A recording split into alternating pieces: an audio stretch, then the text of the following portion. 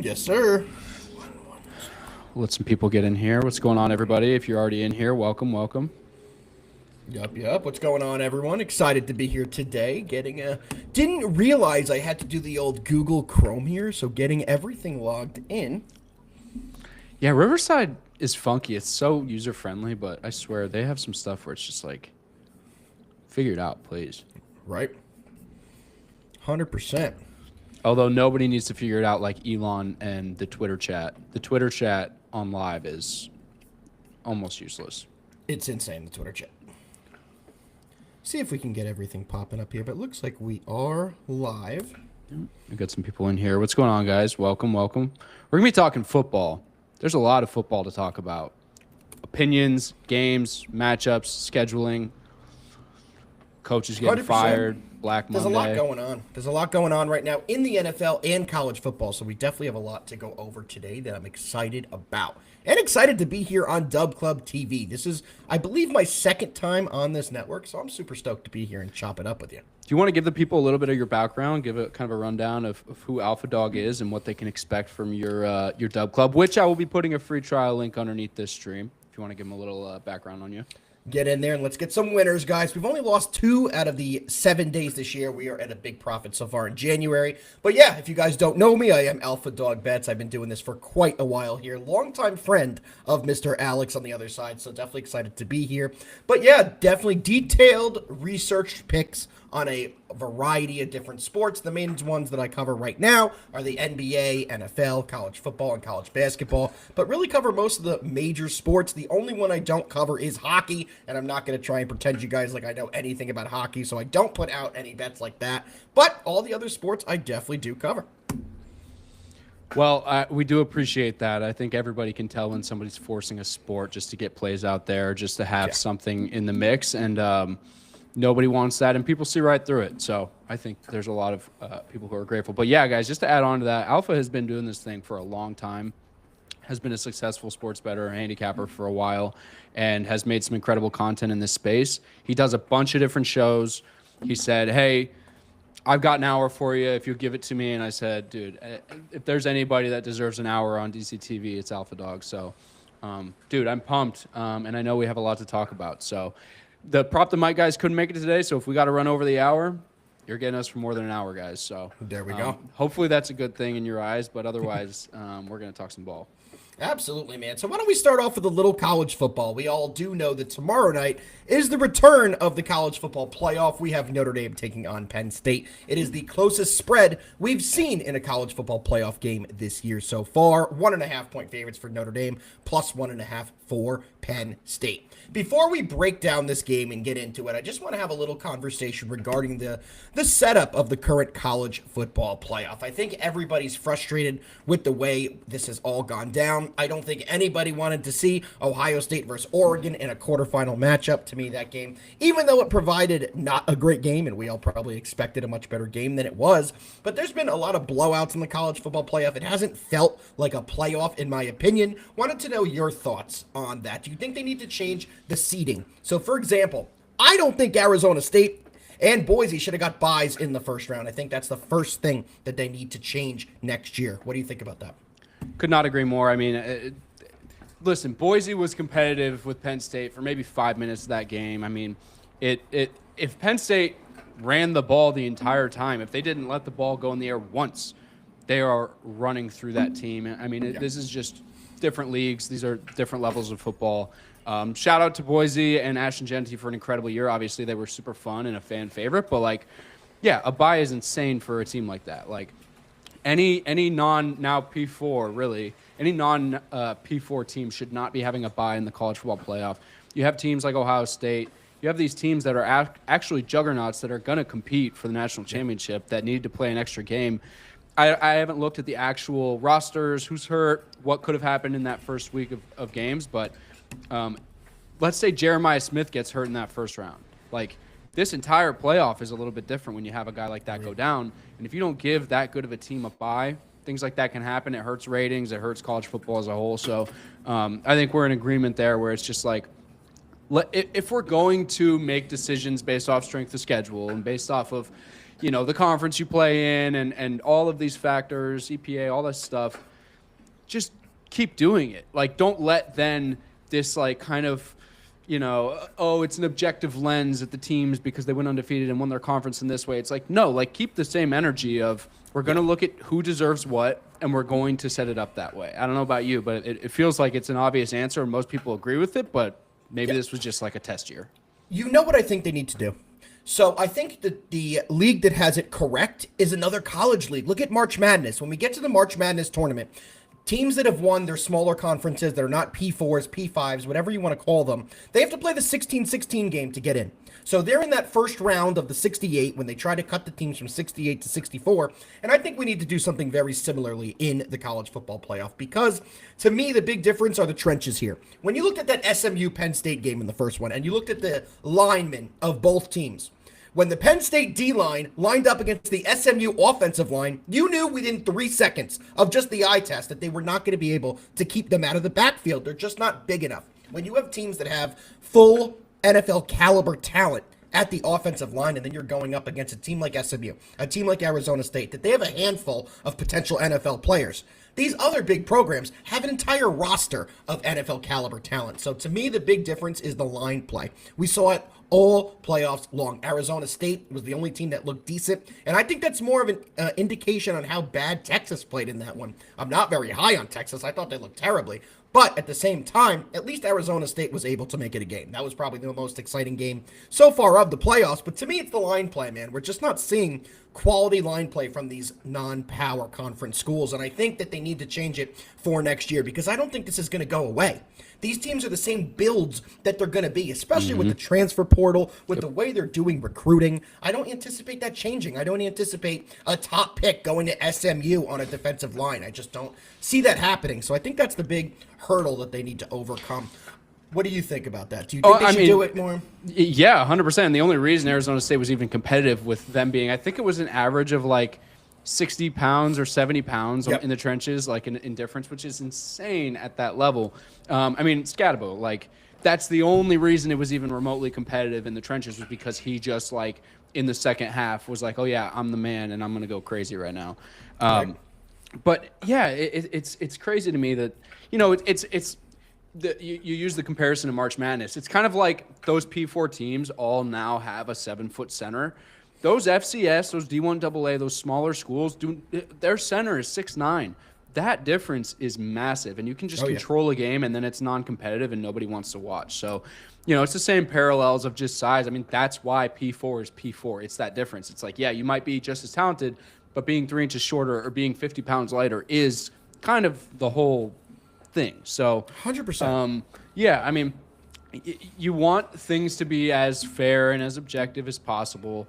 But if you're being realistic, if you had control, if you were getting a share of college football revenue in the ratings, and you look at the teams that were playing and had a bye and played in the first round, second round, and you actually had some skin in the game, you would be saying the exact same thing. So I think anybody who's saying otherwise is just like, they like the Cinderella story, they like the idea of it, but then when it comes down to the game itself, it's like nobody wants to watch this shit. So 100%. By halftime, I'm pretty sure 99% of the viewers, unless you have a bet that's still outstanding, like an over or an under that you're following, you're turning it off. I mean, the Arizona State game was the one game that left everybody on the edge of their seat. You put it perfectly. Scatabo is an absolute dog. Didn't matter if it was in the running game. Didn't matter if it was in the passing game. He was the X factor in there, and he was the reason that game was close.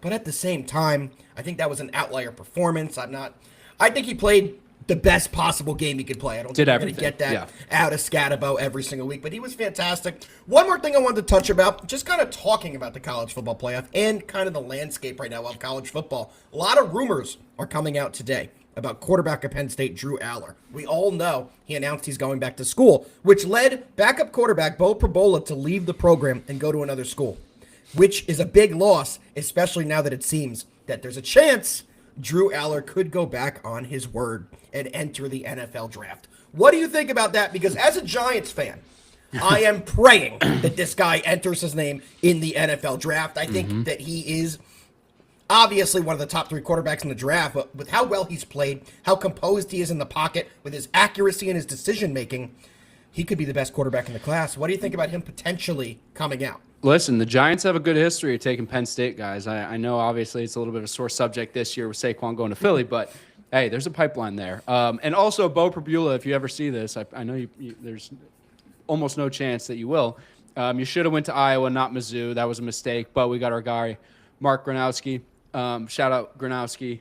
He's the man, and he's going to lead us to the college football playoff next year. Had to get my Iowa shout in there. There we go.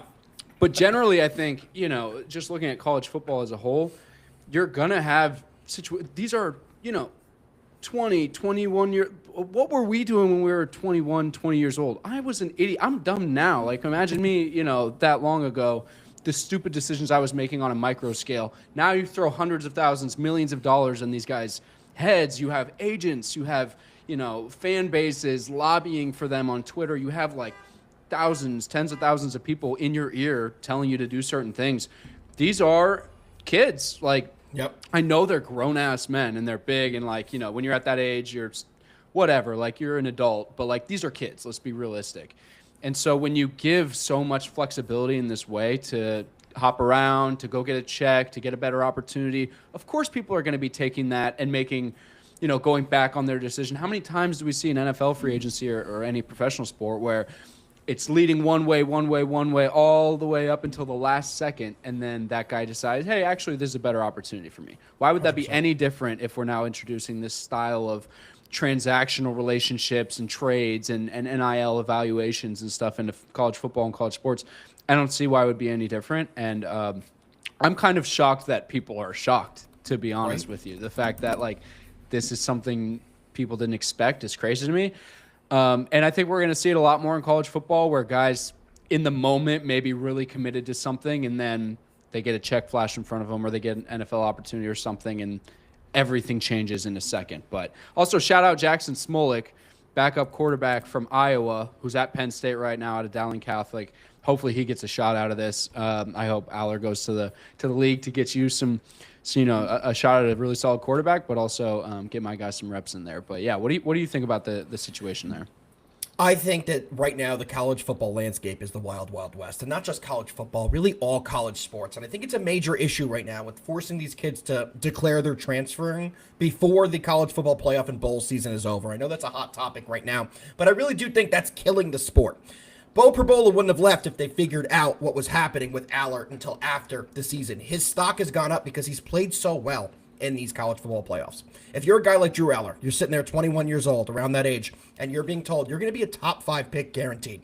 There are at least 5 teams in the top 7 picks of the NFL draft right now that are quarterback needy. He is guaranteed to get a $50 million contract right off the rip if he leaves school this year. To me, why would you risk that? Why would you go back to college, risk a major injury, and not securing your future? I know in college now you're getting paid. These guys, a lot of them are getting a bigger salary than they would get going to the NFL in NIL. But at the same time, if you're a quarterback who's going to go top 5 in the draft, guaranteed, he's basically guaranteed. With the Raiders picking at 6, they'll move up if they need to. With the Browns in there, with the Deshaun Watson injury, with the New York Football Giants, there are a ton of teams. The Titans at the first pick, they're going quarterback as well. So if you have that opportunity to leave school, guarantee yourself $50 million minimum, why would you not take it? I'm seeing people mad all over the country about it.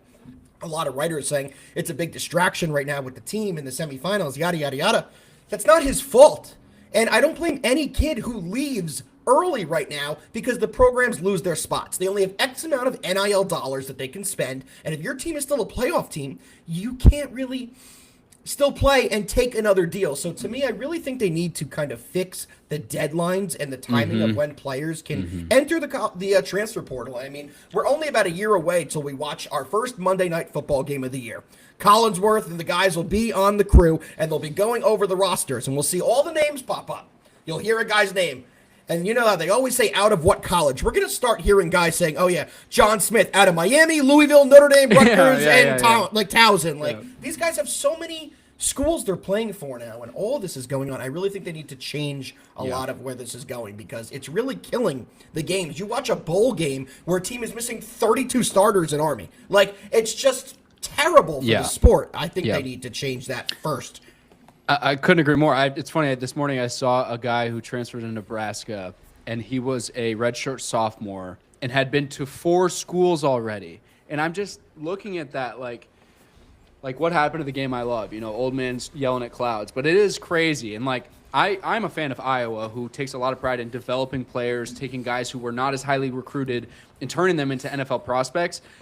The days of that are dying, and coaching matters. And you see it. I've seen NFL coaches talk about this, where it's like guys' technique is not as solid because they're getting coaching from different people, and you take 2 steps back, 1 step forward every time you transfer around and bounce around like that. And it's so funny to see these journalists and coaches talking about, oh, this guy's leaving for money, he doesn't care about the game. It's like, okay, Mr. Journalist, you'd probably leave for like a fucking $15,000 raise. 100%. So let's be realistic 100%. About what it is and what you're doing for your family and the people around you and yourself.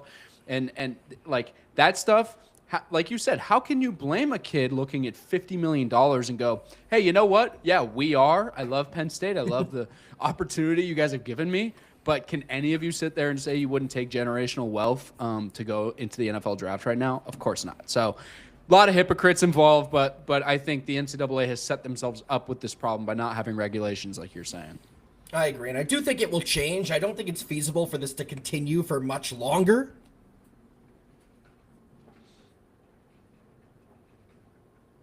Oop, did I lose you there? No. No, sorry. There we go. Yeah, cool. We're good. No, absolutely, though. You know what I mean by that? But I do want to talk about this round of the college football playoff. We kind of broke down what we think of it, what's going on with Aller, some of the other big news about it, but I do want to go into kind of what I'm thinking for the Penn State game as well as the Ohio State game. So let's first jump in to the Penn State game. So that game is tomorrow night. It is a 7:30 Eastern time kickoff. Notre Dame is ranked 6th in the playoffs. Penn State, or 7th. Penn State's ranked 6th, and like I said, it's a 1.5 point spread. I'm targeting the under here.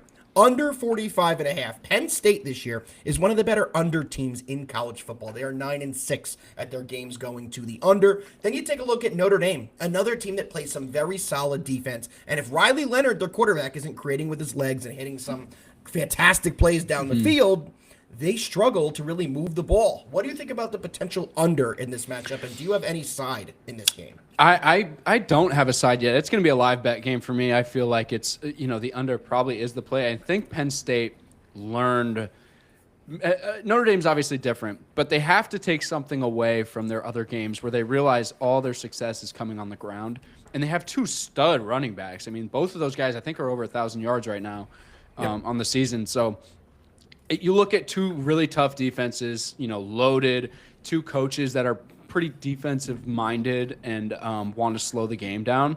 I like that under, and I'm looking at splits right now via BetMGM. It's the public's on the over heavy, 73% on the over right now, which is that's an auto fade for me at that level. But if I were to take a side, I think I'm going to lean Penn State. I'm a Big Ten homer.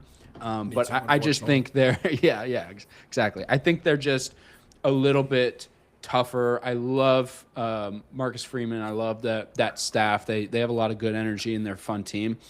I just think there's, like we said earlier, there's levels in the trenches, and I think if it's going to come down to anything, Penn State, if they're going to run the ball at each other, Penn State's going to win that matchup, and I think both teams do want to try and do that. So I agree. I'm with you on the under, and I'm going to lean Penn State, but I'll be live betting as always.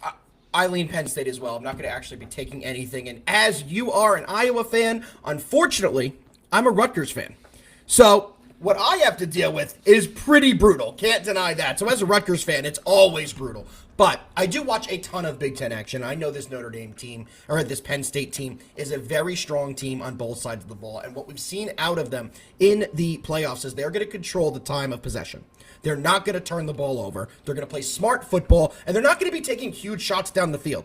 They're going to slowly grind their way over and across the field with running plays with Singleton by moving the ball to their incredible tight end and just slow, methodical gains on first, second, and third down. And they just keep slowly beating you down.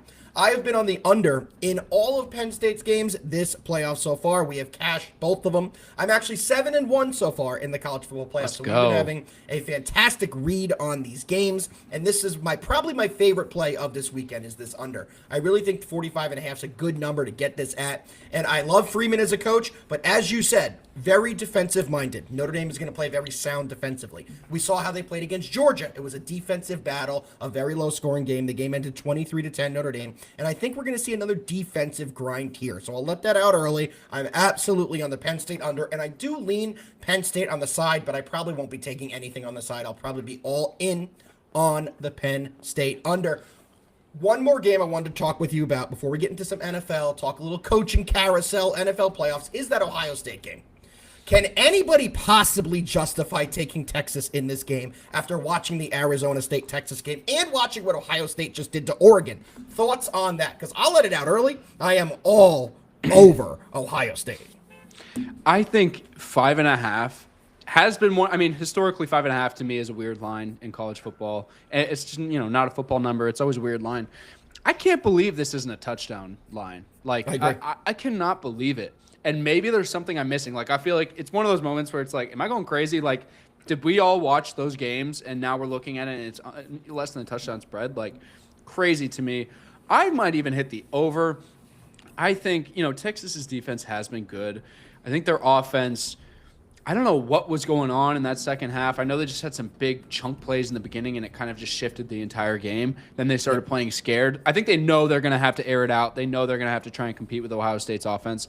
I kind of like the over. I think Ohio State rolls them. It's just funny to look at a 6 seed for Ohio State when they're clearly the most dominant team by like a huge margin. Yeah. I think we're going to be looking at an all Big Ten national championship, which, perks me up, obviously. But Me too. I just can't imagine. And this is, historically when you think it's so obvious, it's not. But this just feels like a moment where it's like, don't overthink it. Ohio State is better at every position. You could argue maybe quarterback, but, that's, I would say neither of them has really proved themselves to be better than the other or leaps and bounds. So I'll take the guy who can really run it and who's big and is going to get those sneak yards when they need them. So give me Ohio State all day. I'm all over it. Shout out the Buckeyes. They have proven something in that Michigan loss, man. That unlocks something that, like, we don't see that often in college football when 5 stars have something to, like, play for. You know what I mean? Oh, yeah. When that kind of talent has fire under them, it's just a different level of football. So here's a conversation that I think you're gonna enjoy having. So you're a Big Ten guy, right? We know you love the Big Ten. What do you think about the SEC's downfall right now and the Big Ten seeming to become the premier college football conference? What do you think about that? We've been talking about it all year. Lose big winners. Shout out Lewis having a Big Ten show. People think I've been joking. But I think NIL has now leveled the playing field. I've been saying this. I've been on this take for a while. It's so clear to me because, people say it just means more. It just means more. Those are people who have never left the South and gone north. Like, seriously, if you go to a Penn State, Ohio State, you go to these big tailgates in these Big Ten schools. I know the SEC is amazing and people love it. And it's like this kind of like fanfare, Southern Belle type kind of like frat sorority idea. The Big Ten is fucking massive, and people love football. And for the most part, it's kind of all we have in a lot of these places. So, I've been on this take. I think the Big Ten is flipping the SEC. I love that Shane Gillis called out Nick Saban in Alabama Jones on national TV, saying now that everyone can pay players, things are leveling out. He's 100% right. I truly believe that is what's happening. And, we're looking at the result of it. And Ohio State has been the outlier for a long time, obviously, and Oregon had their moments, never really got it done. But we are going to see over the next couple years. I mean, listen, I know it's P4, it's Big Ten and SEC. The Big 12, shout out them. Arizona State was fun. There's no teams that we'll ever recognize in that conference. Sorry, above average prop guy. I know there's a team in there that you really care about. But to me, it's those two leagues. You could really just do a Big Ten versus SEC, and that's all I would watch. But yeah, I think it's, if not flippening, it is even now. And that's showing in the record. And sorry, Iowa lost to Missouri. We kind of hurt the case there. But it's happening. You see it in the games. Just watch the tape. So I'm all over it. I think the Big Ten is becoming the premier college football conference. You take a look at how this season finished. Oregon finished number 1 in the nation. Penn State finished 6th. Ohio State finished 8th. Indiana finished 10th. That's 4 of the top 10 came out of the Big Ten. And Illinois was in there as well at 21 in the top 25. Nobody thinks Michigan's going to stay down for too long with the amount of money that they're pouring into NIL. I believe they will be another top 15, top 20 school. if not next year, the year after at the latest. I do believe next year, though, they'll be back on their ways. Washington's in there now. That's a school that will get it going. USC is a school that's got it going in the past. Shout out the early 2000s, the Matt Leinart days, the Reggie Bush days. They were once a powerhouse. But speaking of once powerhouses and teams that kind of feel like they're falling off, Alabama, man. Alabama feels like the early 2000s USC. I've been saying this for 3 years to people that whenever Nick Saban is gone, they're going to have a big, big problem. And their program's going to take a bit of a setback. You can't stay at that level in sports, in any sport, for that long. You just can't. And what happens every time after you go through one of these historic runs, you have the opposite of one of those historic runs. We all knew what happened to USC after the early 2000s. They really struggled after those years. Look at Alabama now. I don't think it's going to get particularly better for the next couple seasons as they go. So I really do think that this Big Ten is coming up, especially with NIL, as you said. There's a lot of big business owners of guys that went to Big Ten schools, a lot of big corporations that are pouring money into the Big Ten and NIL. And I think that's only going to help. And I think that this conference is going to continue to just go up, up, and up. And we saw it this year. We saw all season long how dominant the Big Ten was. And shout out Lou for his Lou's Big Ten winners. That was my first time on this network, was hopping on with Lou and going over some Big Ten. So that was fantastic. Shout out Lou yet again. But man, that's my take on college right now. Are you ready to shift a little bit towards the NFL and get into the meat and potatoes of what most people are looking forward to? There's just as much, if not more, drama right now going in the NFL. Just a ton to talk about. I'm ready. There's so much to talk about in the NFL. A lot of stuff that you really can't even talk about until we have more information. But the coaching carousel right now is absolutely insane. First, I do want to talk about what the hell are the Patriots doing firing Gerard Mayo after just 1 year when everybody in the world knows Mike Vrabel has agreed to take that job for at least a week now. They've had to have some tampering and some collusion to have this all happen. There's no way that they immediately fired Gerard Mayo 20 minutes after the final game of the year if they didn't have a plan and know the guy that they're bringing in. It was such a joke to me that Robert Kraft went up there and said, guys, this has been the hardest decision I've ever had to make. Which, by the way, he said that for a second year in a row. He said last year with Belichick. Yeah. So no one believes his BS. But you're going to tell me that this was the hardest decision you ever made when you made it in 20 minutes after the season final. The players didn't even get their pants and jock straps off from the game by the time they found out their head coach was fired. There's a lot of other coaches in the NFL that are getting fired too, which to me is very interesting because I don't think there's a ton of quality coaching candidates on the market right now. And the quality coaching candidates that we have, Ben Johnson, to me, he's the premier guy, which everybody knows. They're not willing to go to a lot of teams. There's only a couple teams that these top guys are going to go to. So teams like the Raiders that fired Antonio Pierce after 1 year, teams like the Pats that fired Gerard Mayo. What do you think about not giving these guys multiple years? I mean, I'm a Giants fan. I was praying that we fired Joe Shade and Brian Dable. And I have to stay with them for another quarterback search and another draft, which they're terrible at. So I just don't understand all these teams giving up on their coaches or GMs after just one season. What are your thoughts about that? I think they decided to hire Vrabel the day he was fired from Tennessee. And then I think this year they knew, hey, let's go get another good pick. Let's obviously we have, I think it was Brissett at the beginning of the year. Or who was it starting for them before Drake May? Was it Brissett at the beginning of this year? Yes, brisket sandwich. Brisket. Mr. Brisket. I think they knew this was the long con. They unfortunately set Mayo up for failure. They knew this would be a year where, hey, we're going to lose a bunch of games. We're going to get Drake May some reps. We're going to show flashes of what we really want to do. Then we're going to go get a good pick. Now they have a really solid pick. I can't believe they won that game, which was, it's crazy. But I think that was, Mayo's last kind of fuck you. In a way, kind of like what Lovie Smith did, for the Texans, for the Bears. But, I like I said, I think they knew it was Vrabel all along. They wanted a scapegoat for this season and somebody to be just kind of the guy that they can toss away. So it's like, okay, now we have our quarterback. Now we have, Christian Gonzalez is an incredible prospect, one of the best DBs in the NFL. We're going to be able to go draft him a wide receiver 1 in the first round here. We're going to be able to go get some weapons, some offensive line talent. I think the Patriots, from a PR perspective, handled it terribly, but from a strategic perspective, nailed it. I mean, of course, this franchise we all hate figured it out and got a really good situation. But the Raiders, to me, are really interesting here because with the prospects of being in Vegas, having Brady on your side, but not having that future QB, is it a good situation to step into? Like, what do you think about Vegas as a coaching position? Because, like you said, all those coaches they're looking at a couple franchises who are set up for success with a franchise QB or a top 5 pick. And if it's not one of those, it's got to be something else. So a great owner. A great owner. And guess what?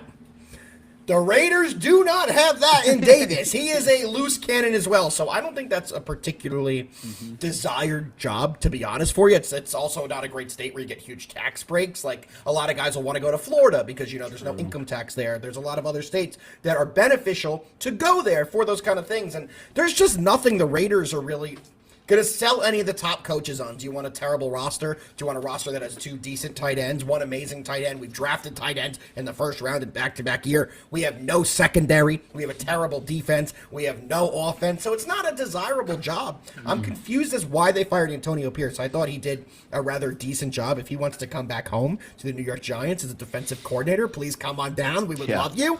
But to me, it's just crazy. There are so many jobs opening up this year, and there just aren't a lot of quality candidates, in my opinions. I'm trying to pull up here some of the odds that I'm seeing on some of the coaches, or the favorites for each coach to go, because Bet Online has been putting up those odds on which coach is going to go where. So, I do love to see those and kind of get the assumption. One I have to laugh at.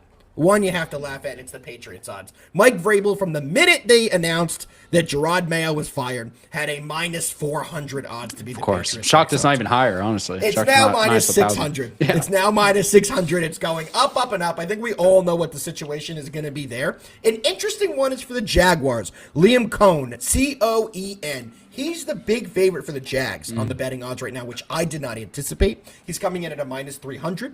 Another big one right now is the Jets. The favorite to get the Jets coaching job is Aaron Glenn. I don't anticipate that happening. Aaron Glenn is a former Saint. He played on the Jets as well, but he was better on the Saints, and I do think that's the team he's going to go to. If I had to make a prediction right now of where each coach is going to be, projection is obviously going to be Vrabel to the Patriots, but number 2 would probably be Aaron Glenn going to the Saints. I think that's a match made in heaven for how his career played out. Yeah. He was on that team with Drew Brees at the end of his career, so I think that would be a good one. Another interesting one I want your opinion on.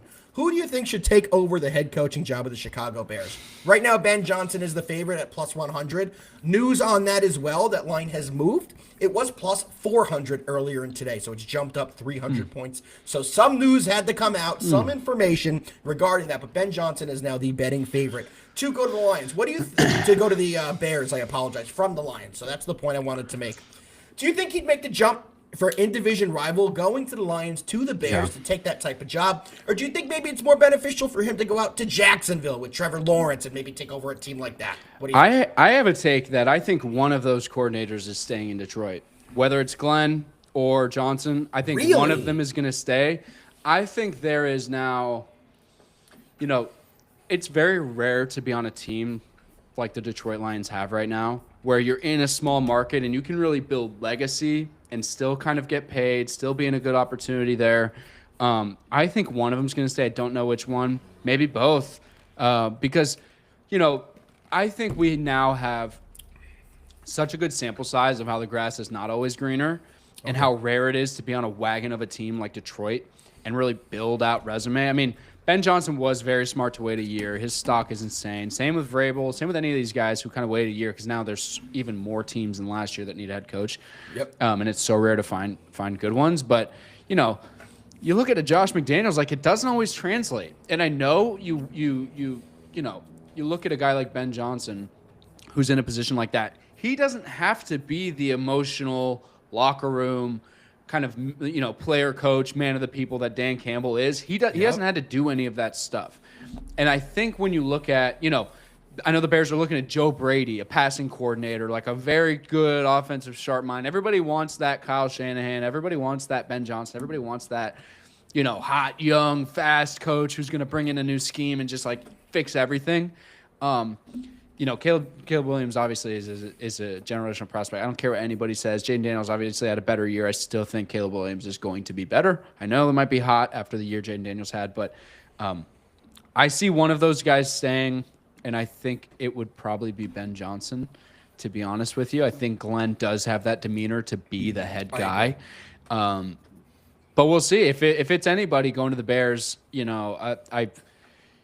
McCarthy has to be somebody we talk about. I think it's there, and I don't think he's a bad fit. I actually think McCarthy would be a good fit there. Get him back into the North, get him out of Jerry Jones's clutching hands. So, yeah, I kind of like McCarthy in that spot. I liked Vrabel until they fired Mayo, but I like McCarthy. I like potentially Ben Johnson, and then maybe not this year, but eventually I think John Gruden's going to try and make his way into a place like Chicago. I think he's going to leave his Barstool job, get back into the coaching realm, huh? If Goodell will have him, I know that's some bad blood. That's true. Yeah, I know that's some bad blood, but yeah, I think McCarthy might be the sneaky. Are there odds for McCarthy into Chicago on there? Does he even have his up here? I didn't see him in the top 5. Okay. The second candidate on there is very interesting to me, in Cliff Kingsbury, for the sole reason that he worked with Caleb Williams back at USC in college. I know you said you're very high on Caleb. Unfortunately, we extremely differ in that department. I think he is a very average at best quarterback, but we will save that for another day because that is one we could talk about forever. So right now, the 6 names on the Bears that you have odds to bet on are Ben Johnson plus 100,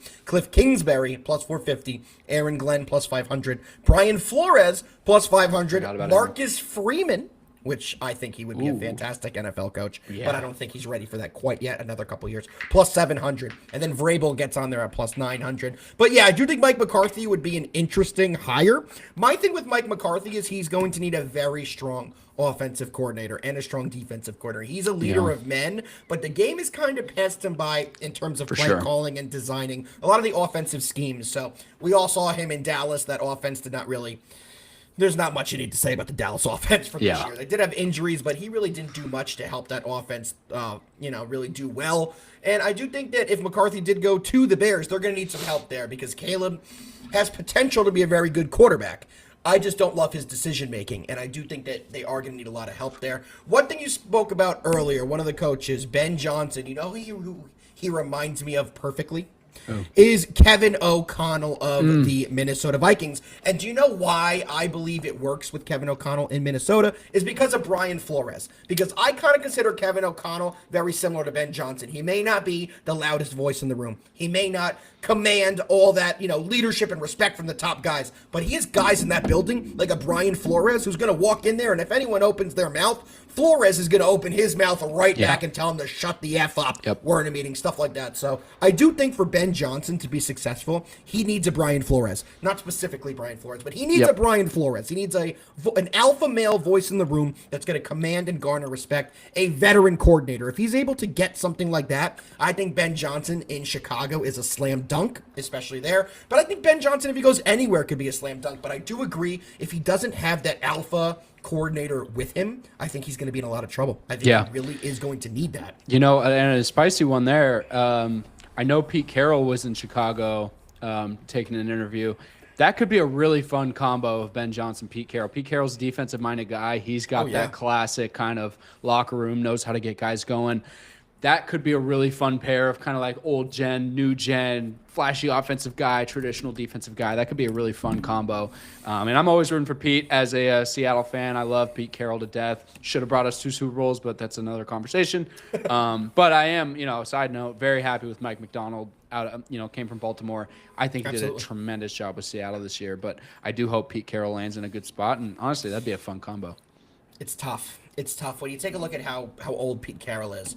Pete Carroll's going to be 74 on opening day next year. That's up there. Crazy. That's up there to be a coordinator and kind of go through it. So I'm not sure if that would be a perfect match. I mean, if it was Pete Carroll from like 2-3 years ago, slam dunk. Slam dunk. When he was running up and down the sidelines, chomping on his gum nonstop, up and down, the guy was an animal. But at the same time, I do think at 74, it's difficult to command the locker room in that kind of state. I think a younger defensive guru like a Brian Flores, I keep going to him. And obviously, as you can tell, I'm a big Brian Flores guy right now. No, he's the man. Oh, my God. No, but that I did also think that about Belichick. That was a shocking move, too. Have you heard the rumors today about Belichick? A lot of new rumors about Belichick today. Oh, no. Do tell. Raiders. So, this year. There is an out in his North Carolina contract post June 1st. They could pay him $1 million and it voids the entire thing. So they could wait and potentially, because the rumor right now that is going around is that Tom Brady personally reached out to Bill Belichick to bring him in as the head coach of the Vegas Raiders. What do you think about that? Because that's a bombshell. Dude, I mean, if you're like you and I both are, obviously we love our teams, but I'm a fan of the league. I'm a fan of the idea of the NFL and the drama and the storylines and the shit that surrounds the game. That's mind melting because they're gonna have obviously, I believe it. What pick do they have right now? Let me double check. Are they 3 for the Raiders? Yeah, 6. They're the 6th pick. Okay, they fell. I could see him even trading up potentially, but if you bring in Bill Belichick, you have Tom Brady in the ownership group. You draft a quarterback early in the draft. That is like I said, if you're a fan of the league, that's a storyline you're rooting for. That's just sick.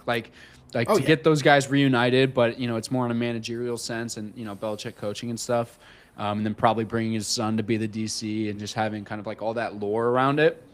I'm rooting for that 100%. I didn't even see that yet today, so I'm all about it. I would love Belichick back in the NFL. I think he was going to kind of get lost at UNC. It's kind of cool to see him on the recruiting trail, but it just felt like it was like a legend like that should not be in a place like that, especially not even a football school, Bro, a Bill Belichick on the NIL recruiting trail is an absolute disaster. I'm all here for it. I'm looking forward to seeing it, but realistically, all NFL fans, I think, unless you're a fan of a team in the same division of the Raiders, or if you're a diehard AFC fan and you don't want to see the AFC get better, I think that would be great. I think it would be fantastic to see these guys get back together. And let's put a little scenario in our head. So NFL draft's coming up. First pick, I think, is going to be Cam Ward. Boom, off the board, Titans. Second pick is the Cleveland Browns. Boom, Shedeur Sanders with the new news about Deshaun Watson having his major injury. Let's say Drew Aller comes out and the Giants are sitting at 3 and the Raiders are at 6 and the Giants want Travis Hunter because he's an elite corner and they need a corner. Do you think the Raiders would, move the farm? For sure. Go all the way up to 3. Move up 3 picks. Giants may drop back 3 picks, and then they can get a guy like Drew Aller, who, tell me Drew Aller with Tom Brady out in Vegas wouldn't be a home run. I think that it would be even better if they got Shedeur Sanders, but I don't think that the Raiders have enough capital to move up to a pick to take Shedeur Sanders, because I do think the top 2 quarterbacks, even if Aller comes into the draft, I do think the top 2 are still going to be Ward and Sanders, and then Aller would be the 3rd guy. So let's say 3rd or 4th pick, he's on the board. I could see the Raiders moving up and getting him, and you can't tell me with Drew Aller's physique, the way he plays, smart, short, accurate throws, wouldn't remind you of a very young Tom Brady. With Tom Brady and potentially Bill Belichick. And they're probably going to go get Josh McDaniels. I know McDaniels had a bad stint in Vegas. 100% they are. It's terrible, but he's not a head coach, but he is a, top 10, top 5 offensive coordinator, offensive mind in football history. If they get that whole band back together, new ownership group, new money in a place like Vegas where they can just suck every penny out of every single tourist that comes in there and just keep funding the franchise, man, that's somebody to take out the Chiefs in the West. Please, God. I thought the Chargers might get there. Maybe we're a year or 2 early on it with Harbaugh, who I have been very impressed with, but somebody to take the Chiefs out of winning that division for once. So I'm all about it. I mean, let's do it. Great segue. So, speaking of NFL playoffs, you have 2 choices. You can pick one team from the NFC, one from the AFC, and who's winning the Super Bowl. Give me your projected Super Bowl matchup and who you think will take home the Super Bowl trophy. Yeah. The obvious is to go Detroit, Kansas City. I am now, listen, I know the debate for MVP is very hot. I am a Lamar Jackson truther. I've bet a future on him every year for the last 4 years. I am all Lamar. I love Josh Allen. He's awesome. He's a super fun player to root for, and he's had an incredible year. And I think it's damn near a coin flip for the two. I was also the guy that said LeBron should win the MVP every single year. He's in the NBA for 15 years. So I'm the guy where it's you have to do something so much better than the last guy to win it. I'm the opposite of voter fatigue. You have to really separate yourself from the guy who already won it to be the MVP. And I think Josh Allen was close, but I still think it was Lamar. I'm going to go with Baltimore to go from the AFC. And then I'm going to go with Detroit in the NFC. I think those are the two teams. I think Baltimore, if they get some of those injuries figured out, their defense can be very elite. They have that length and that versatility that everybody looks for. Like, in a guy like Kyle Hamilton, you have Roquan Smith. Like, you have these guys that are staples of an incredible defense that we've seen from previous Ravens, and they take on that identity of that defense. With Lamar slinging it and them getting who I think is actually going to be an X factor in these playoffs. You obviously have Derrick Henry, who's an X factor, but Justice Hill, I think, is Keaton Mitchell. That's who I'm thinking. Yes. Of. Keaton Mitchell is electric, and he's been hurt for most of the year, but that dude is fucking fast, and he's a difference maker. If Zay Flowers comes back healthy, Rashad Bateman has proved himself. You have two great tight ends right now with Andrews and Likely. I love Baltimore, and then Detroit speaks for itself. Their defense is a question, but a lot of those guys stepped up against Minnesota and was super impressed in that last game of the year. So I like Baltimore and Detroit. I do have a Baltimore future. I had a Lamar MVP future and Baltimore future. I also had a Jets one, but we don't have to talk about that. I had one as well, unfortunately. Yeah. I'm the stupid Giants fan that took a future on the stupid Jets. But no, I love that matchup. I think it can go a million different ways. I'm a believer in Lamar Jackson. I'm a believer in John Harbaugh. So I'm excited about the Ravens, and then the Lions speak for themselves. But I want to hear who Alpha has in the Super Bowl this year. I have two completely different picks. Love it. And nobody likes my NFC pick, especially because they just got spanked by the Detroit Lions on Sunday Night Football in the final NFL game of the regular season. And I do think it is the Minnesota Vikings. I think that Brian Flores, I know I've spoken about him 972 times today, is a fantastic defensive coordinator. I think that they will turn up in the playoffs, and I think we will see a rematch between the Detroit Lions and the Minnesota Vikings. It is very difficult, near impossible, to beat a quality team in the NFL 3 times in a row. I think if they see each other again, I think we see a much better performance out of Sam Darnold. I think we see a much better performance out of Coach Kevin O'Connell, because I think he was a disaster in that game. When you take a look at the stats from that Sunday Night Football game, the Vikings were running the ball all over the Detroit Lions, and he completely abandoned the run. It made absolutely no sense. He had Sam Darnold drop back and throw the ball 41 times. He completed 18 of them. They ran the ball like 9 times for 90 yards. Yeah. These guys were all over them running, and it made no sense that they abandoned it. One more thing I wanted to talk about the Vikings and the Lions, because it's two teams we want to talk about. Right now, for season awards, Kevin O'Connell is favored to be the coach of the year at -700, and Dan Campbell's +400. To me, that game last weekend was the decider for coach of the year. So if you guys are looking for a little value on a future award, I'm taking additional tickets on Dan Campbell at +400 right now. I just don't see why Kevin O'Connell would win that. I know they've been fantastic, but Dan Campbell had to overcome everything this year with the injuries on the defensive side. He really rallied his guys, kept them together as a unit, and they still continued to march on and win the NFC North. Yeah. I think, to me, that is enough for Dan Campbell to win the award. So if you guys are looking for a future right there, +400, Dan Campbell, Coach of the Year. But back to my Super Bowl prediction. Minnesota Vikings on one side will be taking on the Buffalo Bills.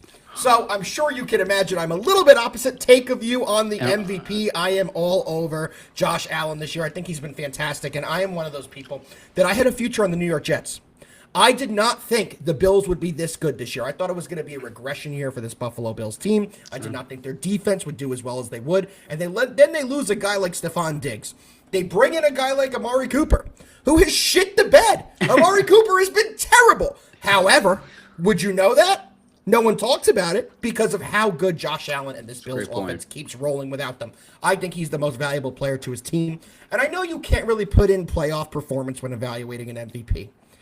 Lamar Jackson's got to do something in the playoffs, brother. He is arguably the best player we've seen in the regular season in God knows how long, but he just can't do it in the playoffs. I got to see it. So I know you can't put that into the MVP race, but I'm sorry. I'm not a voter. I am.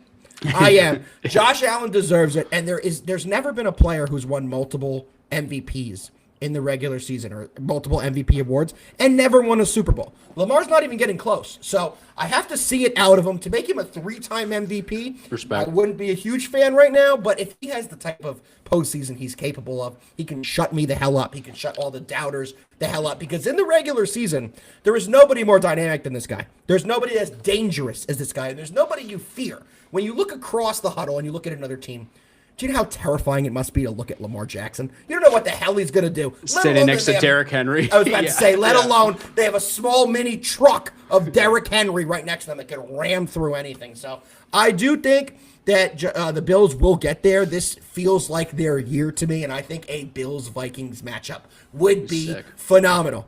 Would be phenomenal. So that's going to lead me into my favorite bet of Wild Card Weekend. Do you have any guess what that would be? Is it Buffalo -8.5? It's not. But it's the other one. Minnesota.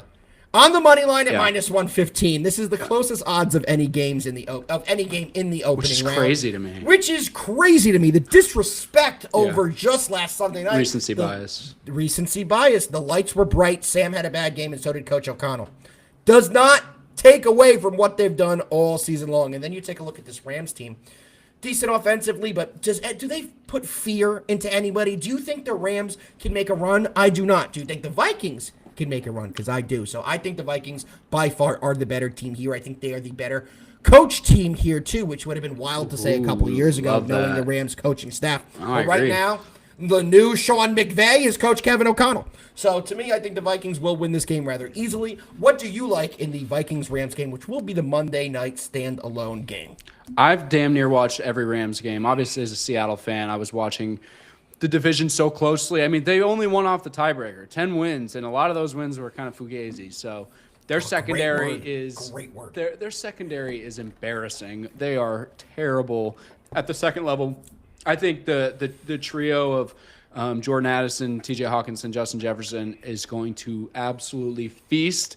And the only reason the Vikings lost, not the only reason, there's a number of reasons, but they played the Lions game. Like you said earlier, they got away from the run game. They started getting out of their own identity. I think they were intimidated by being in Detroit and feeling the momentum of that Detroit team, let's try to muscle them and let's punch back. Like if that's their identity, we can be a better version of that. It's like, no, you guys are who you are. And I think that was a bit of a wake-up call of hey, don't forget, this is fucking Sam Darnold. Like I know he's been balling, but lights are very bright, and it is Sam Darnold, and you have Aaron Jones, who you brought in, and you maybe get one more year out of him before he probably just has a spontaneous combustion. So it's you got to give a guy like that the rock. I think Cam Akers actually has looked pretty decent too, and he was the better runner. He was the better runner. Yeah. And so with that scheme, I think this is a no-brainer. Minnesota. I think they're going to carve that secondary up, and they're going to be eating. I think the play action game for Minnesota. If I could bet on an over for play action yards, I would put everything on it, because I think they're going to go, first down run, get a nice little chunk play, and then boom, hit them with these big chunk plays on play action stuff. I think they're going to tear them apart. So I'm with you. I might even take the over just because the Rams secondary is such dog shit. I don't even know what the line is, but you look at that wide receiver room, and I think they're going to feast. 47.5, and I do like that over as well. And I'm all on this Vikings team, man. You take a look at this specific matchup here, and you just look at all the players that are hurt for the Rams as well. Haverstein's probably not going to go, one of their better linemen. A couple of our other linemen in KT Leveston, who's in the IR, he won't be playing for the entire playoffs. And then you take a look at how the Vikings have done on the road. A lot of people have said this year they don't like the Vikings if they don't win the NFC North because of how they'll look on the road in the playoffs. They're 6-2, and one of those losses was last weekend against Detroit. So take that out of it. 6-1 on the year on the road, going up against a Rams team that's only 5-4 at home. Do the Rams even really have a home crowd? Every time you see a Rams game on television, the other team has the bulk share of the fan support in the stadium. So we could see Minnesota fans take over that stadium. Too. They travel very well. It's not terribly far. It is a little far, but not terribly far. And I think Minnesota will show up for this game and have a statement win in the opening round. I feel like it's a very disrespectful line here. So one more question I want to ask you. We're not going to break down every game because there's a ton of them for this weekend. But what is your favorite dog spot Any underdogs in the opening round that you think is a good value play? Because I have a couple that I like. One that I thought I was going to like is going to be the Green Bay Packers. But now that we have seen that Jalen Hurts has returned to practice today, I do think that's enough time for him to get back fully into speed, get his timing back. If he wasn't able to practice till, let's say, Friday, I would be very concerned with the Eagles. But because he practiced today, I've taken that one off my dog watch with the Packers. Any that you like? You know, this might come as a shocker. But maybe it's not a shocker. I don't know. They've looked like shit all year, but I kind of like Houston. I've been impressed by the Chargers. I think that line is weird. For me, it was either going to be Houston or Washington. I was looking at both of those games. I think I love Baker. He's so fun. He's awesome to watch. I do think they are a bit overrated. I think it's a little bit of hype, and everybody's rooting for Baker. So, of course, we kind of like want that story to kind of like fully materialize of his, being like a scout team defensive end in the Panthers and then like being the guy in Tampa Bay. I think we all want that to happen. I would say it's between, Washington and Houston that I'm looking at. I maybe I am just stupid, but I keep looking at CJ Stroud and I go, he's going to figure it out at some point, right? And losing Tank Dell, losing Stephon Diggs is huge, but I am a Nico Collins truther. I am a Nico Collins top 3 receiver of the NFL kind of guy. I think he is that good. And if his average yards per game, he was, arguably, Jamar Chase, obviously, and Justin Jefferson are the 1A, 1B. It's not close. That third spot, though, if Nico Collins is playing every game this year, you would have looked at his numbers and said, man, he's like easily number 3. So I like Houston there. I also think Will Anderson has really come into his own. I think that defense actually is starting to figure it out a little bit. I want to take the under because I do love the Chargers defense, but I might actually lean over, and I think I like Houston at home. So I'm curious to hear yours. I know that's like hot because the Texans have been arguably dog shit in a bad division, but I don't know. I like the coaching staff. I like the team. I liked what you said, especially one point about how you like the under. I love the under in that matchup. Yeah. A little Jimmy Harbaugh style football against a little D'Amico Ryan style football. We're going to see a very defensive battle. And I do think the Texans are going to have to run the ball a lot because their offensive line has been decimated. C.J. Stroud has been getting absolutely pressured off his ass on about 2.5 seconds per average per play, and he just hasn't had the time to be the same quarterback he was last year. To me, that's the big issue with this team. I know a lot of people say sophomore slump, yada, yada, yada. Watch a Texans game. They're in the backfield in 2.5 seconds. He does not have a lot of time back there, and I think that's a major issue. So, A, I think they're going to be running the ball. B, it's Jim Harbaugh and the L.A. Chargers. What do? Smash mouth, shove the ball down your throat. We're going to run it down your throat all game long. You may be able to stop us in the first quarter. You may be able to stop us in the second quarter. But when we run through you for 3 straight quarters, if it's a tie game going into the fourth, give me the Chargers all day long in those situations because they batter and bruise your defensive line and they will run all over you. Yeah. I do think the Texans will pull it out as well, though, to be honest with you. My favorite bet on this game is the under 42.5, but I do think the Texans will win this game. I'll have a half unit on the money line for the Texans, not even messing around with the 2.5. I do think they win this one outright, so I'll have a small play on that, but my big play on this game will be the under 42.5. But back to the main question of what my dog of the week for the opening round of the NFL Wildcard Weekend. And you spoke about this as your other one. I am all over the Commanders against the Bucs in this spot. I know a lot of people love the story with the Bucs. Did anybody watch them try and get into the playoffs?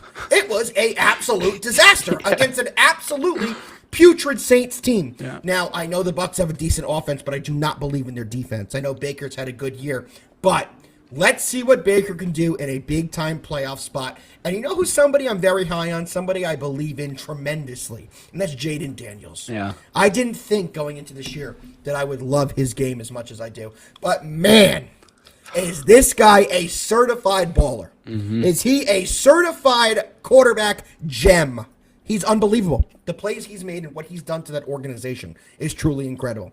It's the definition of you're always a quarterback away, right? Everyone always says that. You hear teams, as long as we get a quarterback, we're a quarterback away. And everyone always says, maybe, but your roster's still terrible. No. Jaden Daniels proved this year that you are always a quarterback away, because what he has single-handedly done to this roster, as well as Coach Dan Quinn, they've done a fantastic job in Washington. And I think they're going to make a little bit of a run. You know, early in the year, I thought they may be able to edge out the Eagles, but the Eagles ended up turning it on, and we saw some rookie moments from Daniels and a little struggles with that Dan Quinn football team out in Washington. But I do think they'll have a massive performance here.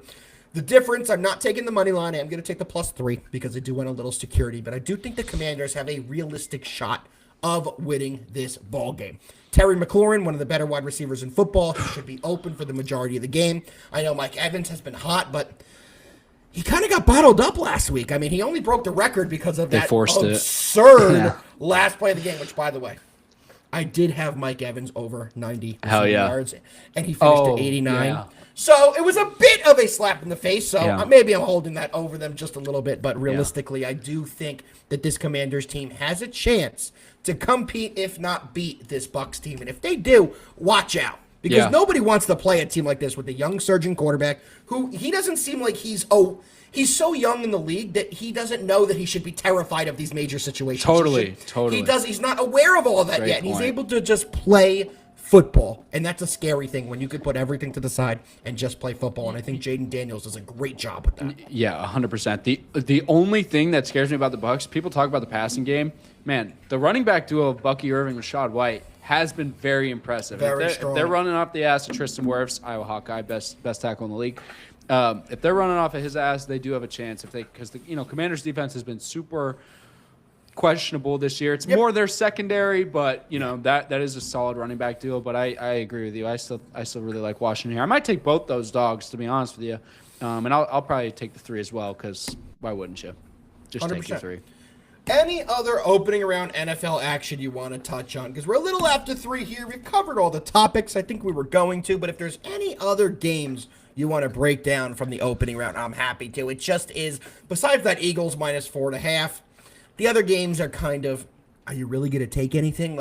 From what you've said, I have a feeling you're going to be on the Ravens -9.5. Yep. And I'm going to be honest with you. I'm there with you, brother. Mm-hmm. This Steelers team has looked like a complete disaster. I'm in the camp that thinks that Justin Fields should have been their quarterback for the duration of the season. I think that their offensive line struggles would be alleviated by Justin Fields' legs. Like, you see Russell Wilson standing in there and taking some brutal drive-killing sacks. I know he throws the ball a little bit better, but Justin Fields was able to get out of the pocket, extend plays, and alleviate some of your offensive line issues, and they don't have that with Russell Wilson back there. So I think they're really going to struggle. I think this team made a mistake going away from him and going to Russell Wilson.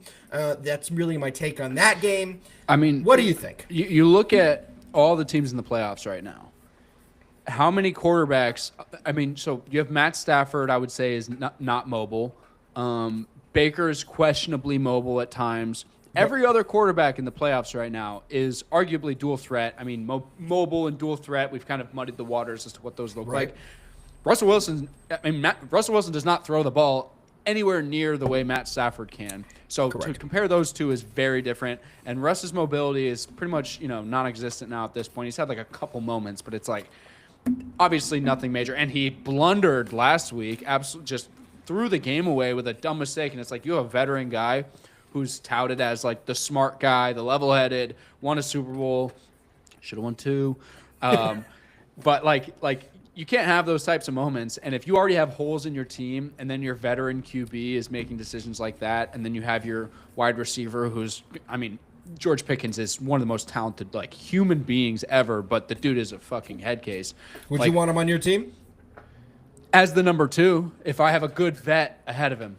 But yeah, I would want George Pickens on my team. He's that talented. Wow. I think I just have a little breaking news in the NBA. Give me 1 second to verify this is a legitimate source, because I don't like to say anything. No bad sources. It's not good news.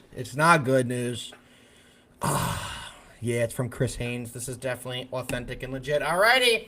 Well, my NBA card's going to change a little bit tonight, because it does appear that Kawhi Leonard is stepping away from the team right now due to the wildfires in California. He's going to be going out there to help his family, get them safe and do all that, but he will be stepping away from the team. There is no date of his return right now, but he feels the need that he has to go help out his family during the crisis of the wildfires, and he will be immediately leaving the LA Clippers and not playing in tonight's game. So that is breaking news news that just got posted by Chris Haynes of the NBA. That's some major news there. We haven't even talked about the NBA, but shout out to anybody who's dealing with that disaster right now in California. The videos are wild. I'm somebody who lives in New Jersey who's never had to deal with anything like that, thankfully, but I've seen those videos and it's absolutely terrifying. So my heart goes out to everybody who's dealing with it, and it's just a sad situation. And now Kawhi's not going to be there, and he's a guy who, no matter what's going on in the world, it seems like he's not there. So this is just another thing now that Kawhi's not going to be there. I'm not saying that to hold over him to be bad, but it's just, it seems like there's always something after another with him. Both things can be true, that this is a great move that he's going to help out his family and be present in that area because he's from there and has obviously a lot of emotional baggage around it.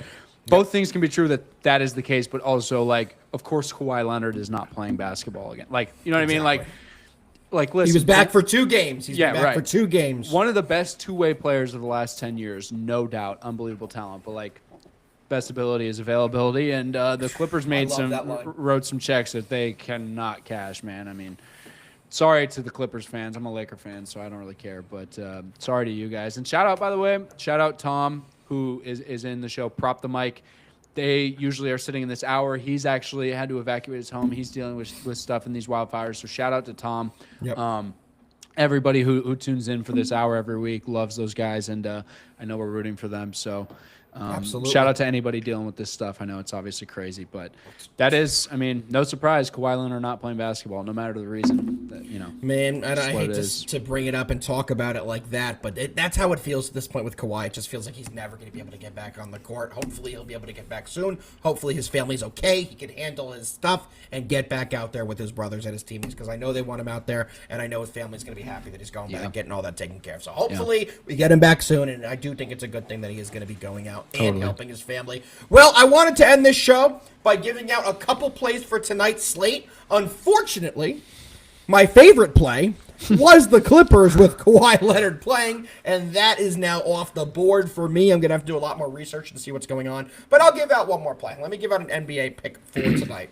We have the game of the year, game of the millennium, game of the century. In the NBA tonight, we have the Oklahoma City Thunder, who are going into Cleveland and taking on the Cavs. Let me go over the records of these two teams. You know what, first? Let me go over the combined record. So their combined record is 61-9. These two teams have a combined record, yet again, of 61 wins and 9 losses. The Thunder are coming into this game 30 wins to 5 losses, and the Cavs are coming into this game 31 wins to 4 losses. These are two of the best starts we have ever seen in the NBA. It has been extremely impressive to see these two teams play, especially the Cavaliers, because we all knew how good the Thunder were. They added a lot of pieces. They have potential MVP SGA on their team, so they're a team I expected to do well. I did not have the Cleveland Cavaliers as a top 3 team, let alone the top team in the Eastern Conference of the NBA. So shout out the Cavs. All that being said, you're probably thinking this guy loves OKC. From what he just said, he's probably taking OKC. We're not. We're on the Cavs money line tonight at -130. To me, the Cavs at home will have an absolutely massive performance. There's a couple injuries in this game that are making me take the Cavs as well. When you take a look at the OKC injury report, they will be without Alex Caruso and Chet Holmgren. We knew Chet wouldn't be there till the middle of February, so that's not any big shocking news. But Alex Caruso was a guy they wanted to get back for this game tonight. He is the best defensive guard that they have on the roster. So him not there tonight, with all the guard play talent on Cleveland and Darius Garland and Donovan Mitchell, I think it's going to be a very difficult task for OKC to win this one. Like I said, you get the money line right now. Let me pull up here at -130 on FanDuel. And then when you take a look at the ESPN BPI, which is not something you should ever take crazy account in, but they do have this one as Cleveland being a 61% implied favorite. I do kind of agree to that with them being at home, with them having a record of 18-1 at home this year. I'm very high on them, especially in this matchup. So my favorite play tonight is going to be the Cavs on the money line at -130. You can get those odds on FanDuel. Anything from you in that game? Have you got a chance to take a look at it yet? Yeah, I mean, I looked at this board. Dude, Darius Garland is so impressive to me. I mean, there were flashes of it, but like I think Spida has unlocked a different side where it takes a little bit of that pressure off of him, and he's just can just go hoop and distribute and be that guy that he knows he is. Yep. I might be looking at a prop here, looking at his assist line. I saw an alt line earlier. I have to go into FanDuel and actually grab like. I got it. Let me pull it up. I'm pulling it up here to see what they have for assists. I mean, with the Caruso news, that's big time. Obviously, you got Lou Dort, who's gonna just make it a nightmare for Spida tonight. Until he fouls out. He fouls out. Very true. I assume he'll be guarding Spida. Who knows? Assists. What number do you want the odds on? So 8.5 or more is plus 235. 7.5 or more is plus 150. I mean, I might even look at his double odds tonight. To be honest with you, I really like with Caruso out his ability to distribute. Plus 4. Yeah, I don't hate that at all. I might take his double. I'll probably build some disgusting same game parlay out of that game tonight, and that'll probably be a big piece for me. But I like your play on the Cavs. I mean, it's crazy. It's like 73% or something. Might have been higher on OKC spread, which doesn't really surprise me because they're like the sexier, really good team. And, everybody looking at Shea as the favorite for the MVP. But, dude, do not sleep on this Cavalier team. They have so much length. They play really smart. They're like a very efficient team, especially defensively. So I might lean Cavs too. I might jump on that with you. Thunder have also been in a gauntlet the last couple days, so let's take a look at their most recent games. Last game they played was against the Celtics, which was a grinded-out game. Game before that, another grinded-out game against the Knicks. They made a huge comeback to win that. The game before that, the Clippers. The game before that, Minnesota. So they've been playing some quality opponents, and now they have to go travel from home to Cleveland and take them on in a road game. Compared to the Cavs, who their last game was a couple days ago, they did play the Hornets. They were able to defeat them rather easily. The game before that was Dallas, who was missing Luka and Kyrie. The game before that was the Lakers, who they've been missing everyone, and they're terrible anyway. So I think that the Thunder have been through a bit of a ringer. It's going to be a tough game to go into after playing those tough teams. Well, the Cavs have kind of had a little bit of a break in the schedule. Not a break, but they've played some favorable matchups. They've won.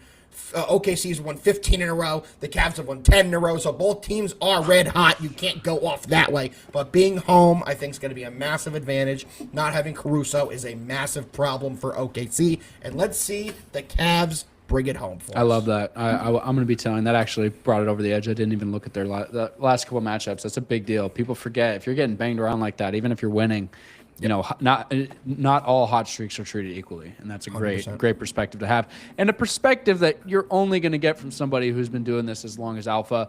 And if you want any more plays besides the ones he's given out on the stream, he's got a 3-day free trial right underneath the stream. Go sign up for it. Get his action for the next couple of days, and then stay in there once you realize that you're stacking units. So, I mean, you have given perspectives on games that I think the casual sports bettor obviously is not going to have. So that is why DubClub exists, to pair people who just want to bet and add a couple more units and don't want to spend all the time doing the research. That is all Alpha does all day. He is sending me information and things that I don't care about, but somebody like him has so much care for and actually spends his time doing his thing and takes it very seriously. So this is absolutely a guy that you want to jump on a trial, at minimum jump on the trial, and then eventually stay for the monthly. So you got anything else for me? I mean, I feel like we covered the gambit today. I think we covered the gambit. We had a nice little buffer, so we didn't have that hard out at 3, so it was nice. But shout out to the prop guy who is dealing with the fires. Hope everything is okay with him. Hopefully, you guys will invite me back so we can do this in the future. I do have a feeling I'll be back every next week, Wednesday, baby. so Same time, 2 Eastern. We'll be doing it again. We can go over the college football results we gave out. We'll be going over the NBA results we gave out. And thank you for lying about me, making me sound fantastic. I'm going to have to send you some money on the side. But no, seriously, it's been a pleasure. I'm excited to come on here every week, chop it up. And next week, I do believe I have quite the guest who's going to be coming on here. I haven't even told you about that one yet. But I do think we're going to have a big-time person with me. And let's continue to give out some winners and have some fun. It's all about having a great time, giving out some winners, and being able to explain why we do things. So I appreciate you guys giving me this platform and letting me do this. Of course, Alpha. You deserve every bit of it, and even more so. So shout out to everybody that was in the chat hanging out with us. Hopefully you tail these plays and get some extra units. But come back here next week, 2 o'clock Eastern, Alpha, with a tease of a secret big guest, so you don't want to miss that. But Alpha will be here every week at 2 Eastern, guys, so get used to his face because the man is a legend. But Alpha, I really appreciate you hopping on DCTV, brother, and we'll see you next week. See you next week, everybody. Let's cash. Let's cash.